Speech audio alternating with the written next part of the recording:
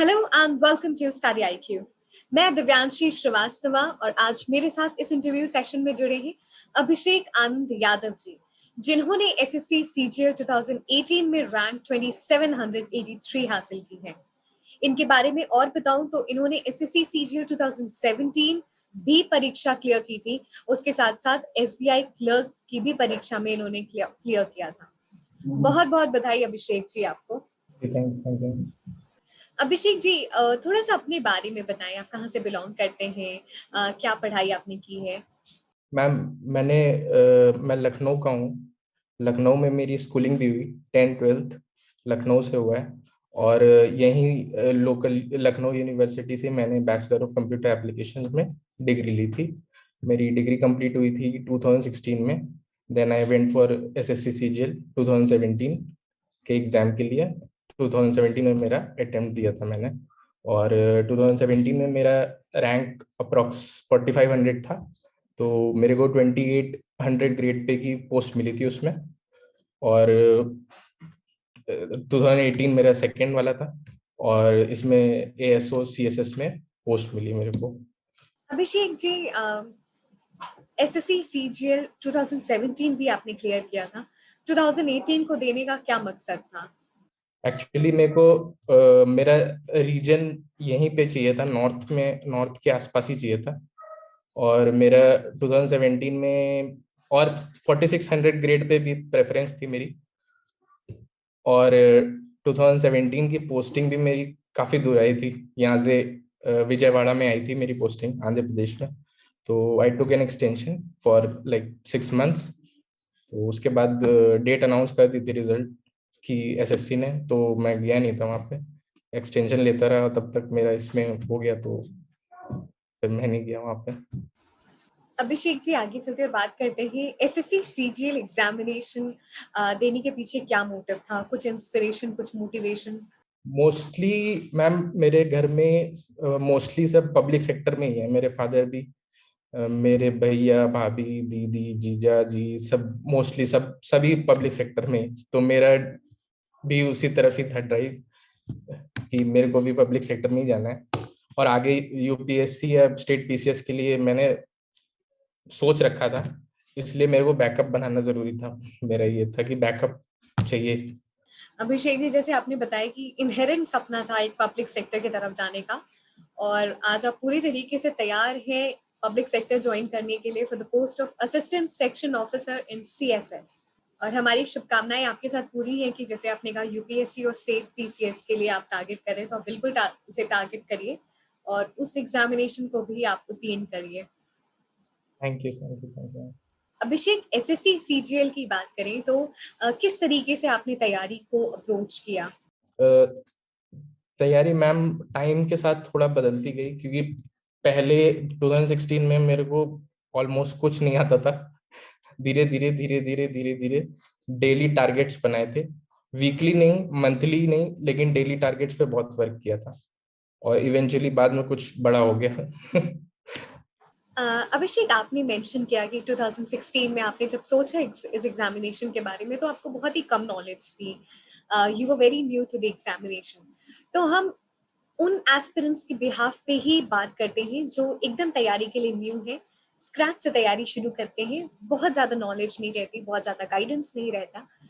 4 stage इस examination के होते हैं, तो हर स्टेज के लिए अपनी क्या स्ट्रैटेजी बदलनी है, क्या माइंडसेट लेकर तैयारी करनी है? हाँ, बेसिकली एसएससी सीजीएल के 4 फेजेस हैं। प्री, मेंस, डिस्क्रिप्टिव और एक क्वालिफाइंग एग्जाम होता है। वो उसकी बात नहीं करते हैं अभी, प्री, मेंस, डिस्क्रिप्टिव की बात करते हैं।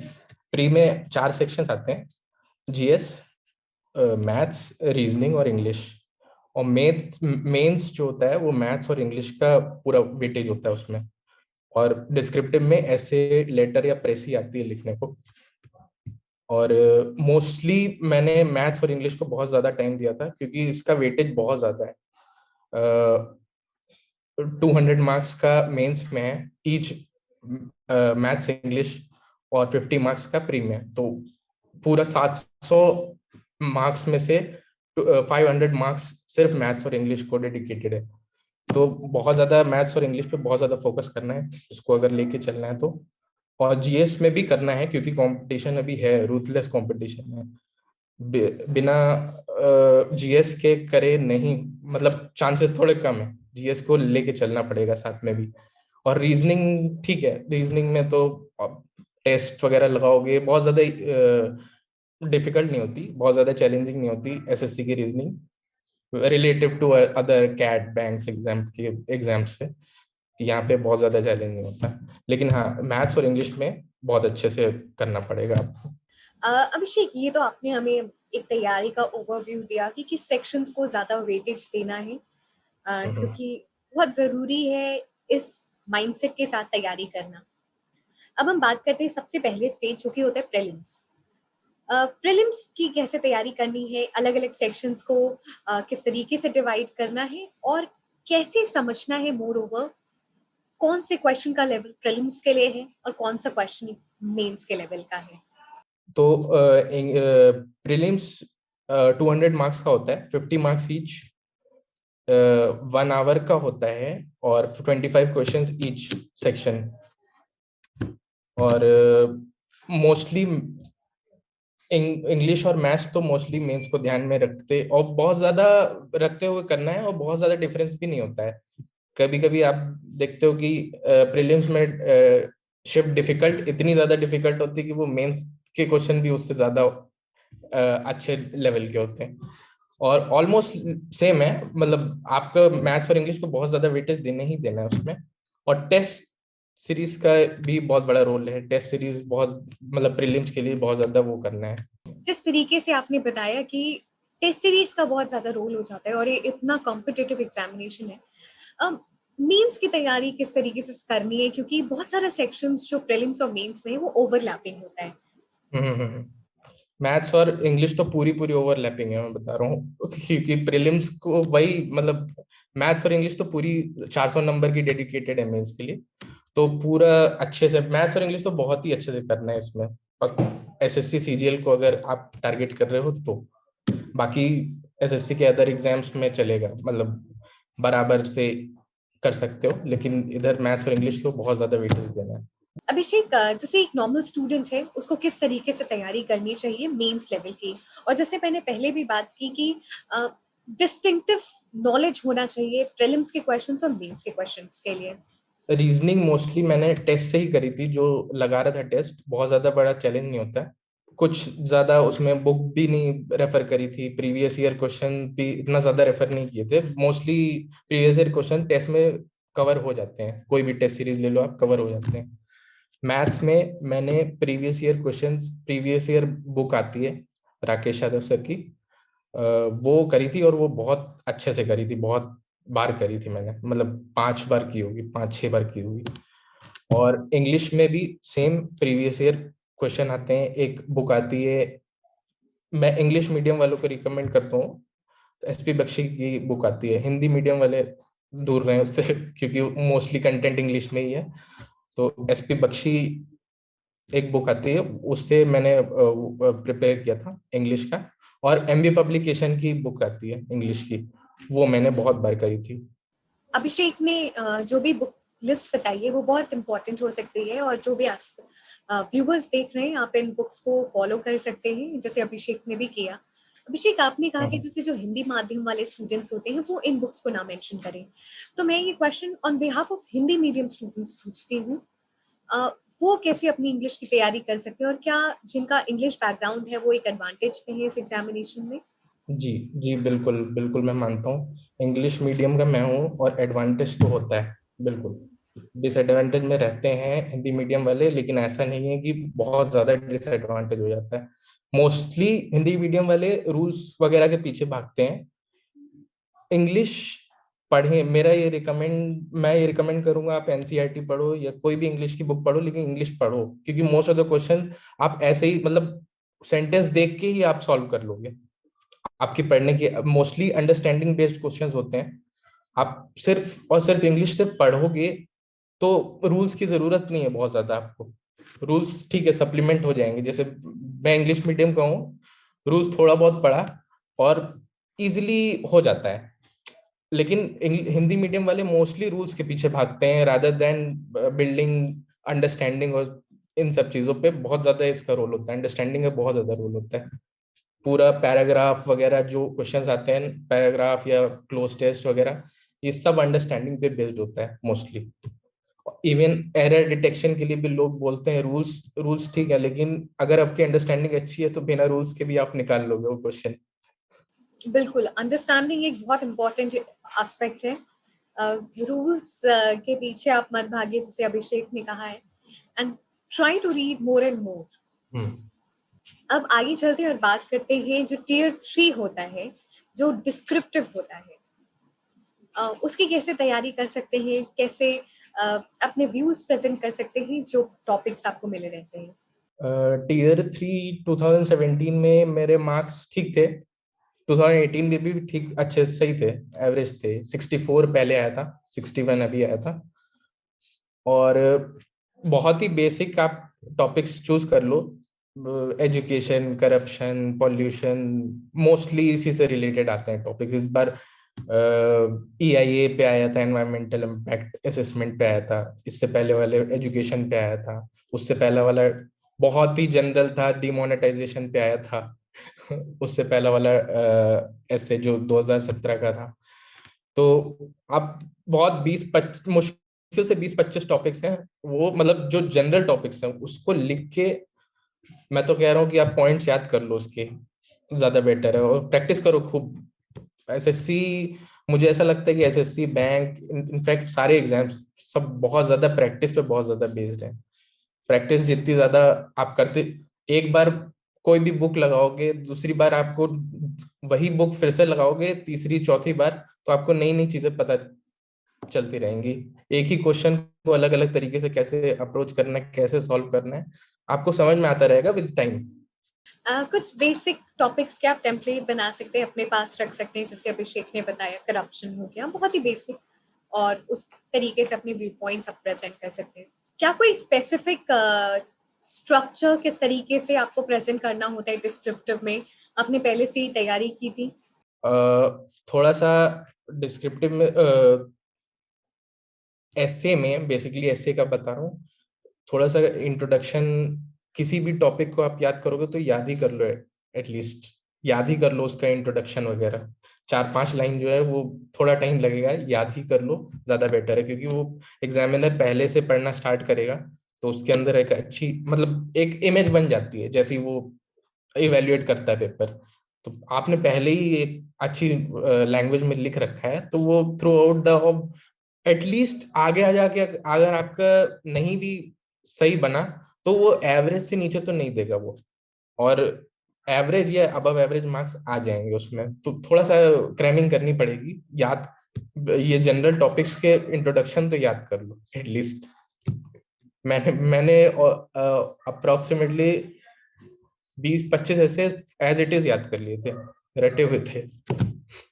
अभिषेक, टेस्ट सीरीज का कितना रोल है हम सभी को पता है। कब से आपने टेस्ट सीरीज लगाना शुरू कर दिया था? अलग अलग लेवल के लिए आप साइमल्टेनियसली टेस्ट सीरीज लगाते थे? जी, टेस्ट सीरीज का बहुत बहुत ज्यादा बड़ा रोल है, बहुत बड़ा रोल है। बता, टेस्ट सीरीज आपको बताता है आप कहाँ पे स्टैंड करते हो, किस लेवल पे हो, कितने मार्क्स आ रहे हैं। लोग पढ़ते जाते हैं लेकिन टेस्ट सीरीज नहीं लगाते। आप कितना भी पढ़ लो, टेस्ट सीरीज नहीं लगाओगे, जो वहाँ पे एक्चुअली जो आपको करना है वो आप घर पे नहीं कर रहे हो तो बहुत मुश्किल है।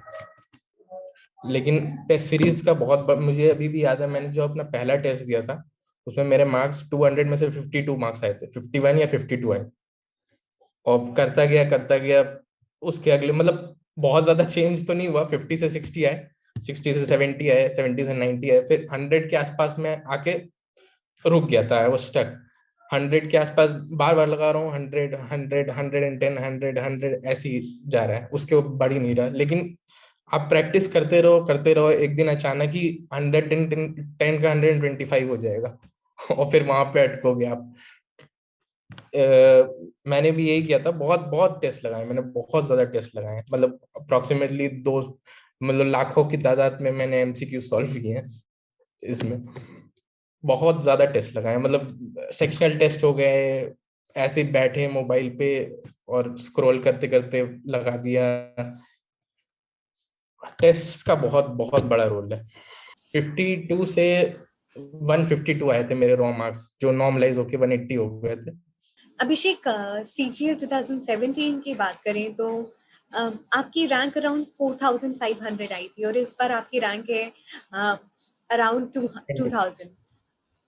तो क्या चेंजेस आए इस पिछले अटेम्प्ट से इस अटेम्प्ट में? ज्यादा से ज्यादा प्रैक्टिस ही काम लाती है। पहले प्रैक्टिस उतनी नहीं थी, और बाद में मतलब इवेंचुअली ये सब करने के मतलब पहले मैंने 3 बार प्रीवियस ईयर 4 बार प्रीवियस ईयर लगाई थी। उसके अगले टर्म में मैंने, मुझे आते हुए भी मैंने 1-2 बार और लगा डाले थे वो बुक। और इससे और इस मतलब प्रैक्टिस पे ही है सब कुछ। टेस्ट बार बार टेस्ट दो, बार बार प्रैक्टिस करो। अभिषेक, रिपीटेड क्वेश्चंस को हम जब प्रैक्टिस करते हैं तो कई बार एक रेजिस्टेंस आने लगता है उन टॉपिक्स के क्वेश्चंस लगाने के लिए। जब ऐसा रेजिस्टेंस आने लगता है तो किस तरीके से अपने आप को मोटिवेटेड रखें? रेजिस्टेंस तो नहीं आना चाहिए एक्चुअली, क्योंकि इन द एंड आपको प्रैक्टिस ही ले जाएगी आगे। कुछ भी हो, मन मार के करो, कैसे भी करो, लेकिन करो, प्रैक्टिस करते रहो करते रहो करते रहो। क्योंकि मैं बताता हूँ मैंने क्या किया था। क्योंकि एक टाइम पे प्रिपरेशन में सबका अपना पीक होता है, एक टाइम पे पीक पे आ जाते हो आप।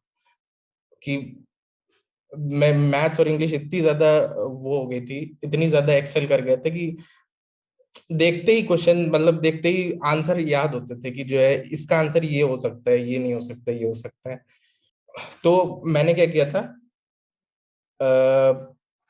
प्रीवियस ईयर का मैंने फोटो कॉपी करवा ली थी चैप्टर्स की, जो मुझे लगता था कि जो है ज्यादा वेटेज है, और ये नहीं हो, मतलब फिर भी प्रॉब्लम आ रही है इतनी प्रैक्टिस के बाद भी। तो मैं फोटो कॉपी करा के मैं और पॉकेट में रख लेता था। कहीं पे भी मैं बाहर जा रहा हूँ या बस में कहीं पे भी ट्रेवल कर रहा हूँ, पेन रख लेता, तो मैं रास्ते में ही सॉल्व करने लगता था उसको। थोड़ा सा भी टाइम मिले पूरे प्रिपरेशन के दौरान तो आप प्रैक्टिस करें, क्योंकि SSC CGL is all about practice. Practice practice. Abhishek, एक जो चौथा स्टेज होता है वो कंप्यूटर टेस्ट होता है।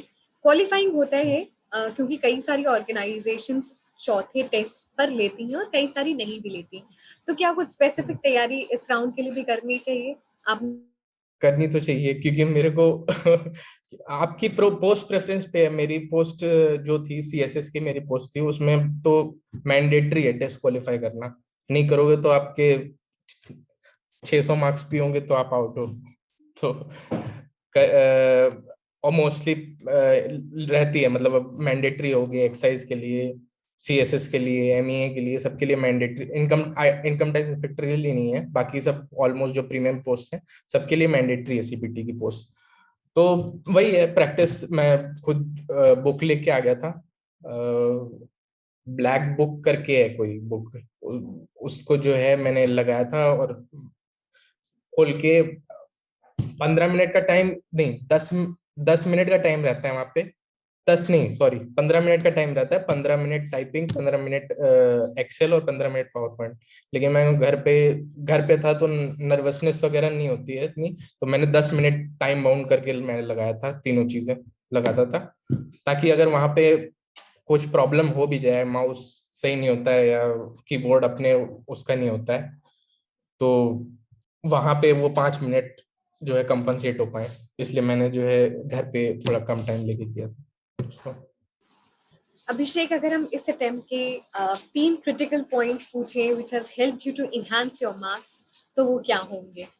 स्पेसिफिकली 3 क्रिटिकल पॉइंट्स तो नहीं आ रहे मेरे दिमाग में, लेकिन हाँ, फिर वही मैं बोलूंगा कि प्रैक्टिस और टेस्ट सीरीज तो बहुत बहुत बहुत ज्यादा जरूरी है इस एग्जाम में, बहुत ज्यादा जरूरी। इनफैक्ट किसी भी एग्जाम में टेस्ट, जो वनडे एग्जाम्स होते हैं जो, उसमें टेस्ट सीरीज और प्रैक्टिस बहुत बड़ा रोल प्ले करती है। अभिषेक, एसएससी सीजीएल की बात करें तो 4 स्टेज में ये एग्जामिनेशन होता है। 2018 की बात करें तो 18 में हुआ, 2021 में रिजल्ट आया।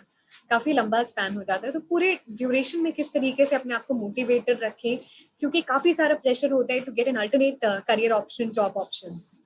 प्रॉब्लम तो है कमीशन के साथ although job group B level की अच्छी जॉब है इसमें, लेकिन एग्जाम टाइम पे नहीं होता। एग्जाम हो जाता है तो रिजल्ट टाइम पे नहीं आता। रिजल्ट आ जाता है तो शिफ्ट्स में इतनी वेरिएशन रहता है डिफिकल्टी लेवल का कि मार्क्स इतने वेरिएशन, मार्क्स में बहुत वेरिएशन देखने को मिलता है। और 2.5-3 साल एक ही एग्जाम को लगाने में ये लोग 2.5-3 साल लगा देते हैं। और अप्रोक्सीमेटली 2018 का एग्जाम का रिजल्ट 2021 में आया, 17 का रिजल्ट 19 में आया। 5 साल मैंने 2 एग्जाम निकालने के लिए दिए थे। आप लोगों को पेशेंस तो बहुत रखना पड़ेगा इस एग्जाम के साथ। जहाँ बैंक्स के एग्जाम देखो आप, बहुत तुरंत तुरंत 6-6 महीने में आपको रिजल्ट देते हैं, एसएससी नहीं देता है। हार्श रियलिटी है, एसएससी नहीं देता है। थोड़ा मेंटली प्रिपेयर करके आओ आप, कि जो है तो लगने वाला है टाइम, थोड़ा 1 साल लगेगा, पूरे मिनिमम 1 साल लगेगा। उसके बाद सब छोड़ दो, आप प्रिपरेशन, आप इस लूप में रहो, इस सर्कल में रहो और प्रिपेयर करते रहो। नहीं आ रहा है रिजल्ट, अगले अटेम्प्ट के लिए प्रिपेयर करते रहो। उसका नहीं आ रहा है तो करते रहो, आप लूप में रहो, ये रिजल्ट को छोड़ दो। अपनी प्रैक्टिस करते रहो, टेस्ट सीरीज लगाते रहो, बाकी सब छोड़ दो। अभिषेक, आप कुछ टिप्स एंड सजेशंस देना चाहते हैं जो स्टूडेंट्स एसएससी सीजीएल की तैयारी कर रहे हैं? टिप्स तो वही है, पूरे वीडियो में मैंने यही बोला है कि प्रैक्टिस, फिर से मैं यही बोलूंगा कि प्रैक्टिस ही बहुत जरूरी है, बहुत बहुत जरूरी है। टेस्ट खूब लगाओ, प्रैक्टिस खूब करो। और आप रिजल्ट की टेंशन मत लो, रिजल्ट तो आना है, जो आएगा, जो आप करके आओगे वहां पे। और ज्यादा कुछ वेट एट करें, बहुत बहुत बच्चे टाइम वेस्ट करते हैं अपने इधर देखने में, एनालिसिस देखने में, ये देखने में। लेकिन आप मत करो ये सब चीजें, मतलब एक लेवल तक अच्छा है, लेकिन अलग अलग चैनल पे जाके वो देखते हैं, क्योंकि मेरे फ्रेंड्स भी हैं कई वो ये जो है काफी इस लूप में फंसे रहते हैं। आप जो है एग्जाम देते रहो, अच्छे से अपना एग्जाम दो, प्रैक्टिस करके टेस्ट लगा के एग्जाम दो, और अगले अटेम्प्ट के लिए सोचते रहो। बस ये मत सोचो कि रिजल्ट कब आएगा, वो एसएससी को जब मर्जी होता है वो तभी देता है, वो किसी की नहीं सुनते वो लोग। अभिषेक, how has study IQ helped you in your preparations? Actually study IQ का मैंने एक जीएस का कोर्स लिया था, वो बहुत हेल्प हुआ था उसमें। करीब, मुझे एग्जैक्टली पता नहीं अमाउंट, लेकिन मैंने लिया था। ऑब्जेक्टिव टाइप के क्वेश्चंस थे उसमें, काफी अच्छा था, बहुत अच्छा था, मतलब टॉपिक वाइज उसमें हिस्ट्री, ज्योग्राफी, ये जीएस के लिए टॉपिक वाइज क्वेश्चंस दिए हुए थे, एमसीक्यूज दिए हुए थे, और वो मैंने देखे थे। वो बहुत अच्छा था, सही था। और करंट अफेयर्स के क्वेश्चन